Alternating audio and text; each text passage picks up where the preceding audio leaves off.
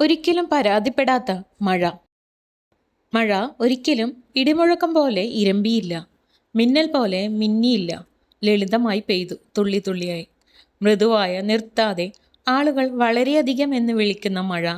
ആദ്യം അവർ അതിനെ സ്വാഗതം ചെയ്തു. കുട്ടികൾ കുളങ്ങളിൽ നഗ്നപാതരായി നൃത്തം ചെയ്തു. മുത്തശ്ശിമാർ പുഞ്ചിരിച്ചു. ആഹാ, ആകാശം നമ്മളെ ഓർക്കുന്നു.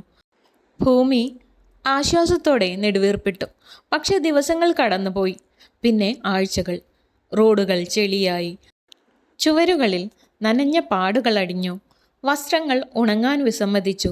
നരച്ചതും ഭാരമുള്ളതുമായ ആകാശം ക്ഷമാപണം നടത്തിയില്ല. ആളുകൾ അതിനെ ശപിച്ചു. ഇതിനകം മതി, ഇനിയും പുറത്തു പോകാൻ കഴിയില്ല. എൻ്റെ പദ്ധതികൾ തകർന്നു. നമുക്ക് കുറച്ച് സൂര്യൻ വേണം. പക്ഷേ മഴ ഉത്തരം നൽകിയില്ല. അത് വീണുകൊണ്ടിരുന്നു, നിശബ്ദം, വിശ്വസ്തൻ. ക്ഷീണമില്ല. വയലുകളിൽ മിക്കവരും കാണാത്ത വിത്തുകൾ ഇളകി. ശബ്ദത്തോടെയല്ല, വാഗ്ദാനത്തോടെ. വേരുകൾ ആഴത്തിലായി, മണ്ണ് മൃദുവായി. ജീവിതം സ്വയം ഒരുങ്ങി. നിരാശയോടെ കുടകൾ തുറന്നപ്പോൾ നിലത്തിനടിയിൽ അത്ഭുതത്തോടെ ആരംഭിച്ചു. ആരും അതിനെക്കുറിച്ച് ഒരു വാർത്തയും പറഞ്ഞില്ല. മേഘങ്ങൾക്ക് നന്ദി പറഞ്ഞില്ല. സോഷ്യൽ മീഡിയയിൽ മഴ ട്രെൻഡ് ചെയ്തില്ല. പക്ഷെ അത് തുടർന്നും പെയ്തു.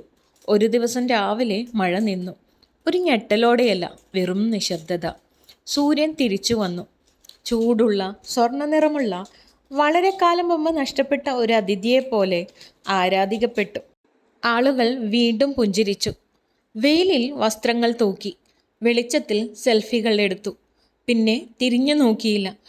ആഴ്ചകൾക്ക് ശേഷം വയലുകൾ മരതക സമുദ്രങ്ങൾ പോലെ പച്ചയായി മാറുന്നതുവരെ. നദികൾ തിളങ്ങുകയും മത്സ്യങ്ങൾ സന്തോഷത്തിൽ കുതിക്കുകയും ചെയ്തപ്പോൾ മരങ്ങളിൽ പഴങ്ങൾ കനത്തിൽ തൂങ്ങിക്കിടക്കുകയും നനഞ്ഞ മണ്ണിൻ്റെ ഗന്ധം കർഷകരുടെ കണ്ണുകളിൽ കണ്ണുനീർ കൊണ്ടുവരികയും ചെയ്തപ്പോൾ പിന്നെ ആരോ മന്ത്രിച്ചു. ഇത് മഴയായിരുന്നു, സൂര്യനല്ല, പ്രസംഗങ്ങളല്ല, ഫോട്ടോകളല്ല. മഴ. അവർ ആട്ടിയൊടിച്ച അതേ മഴ.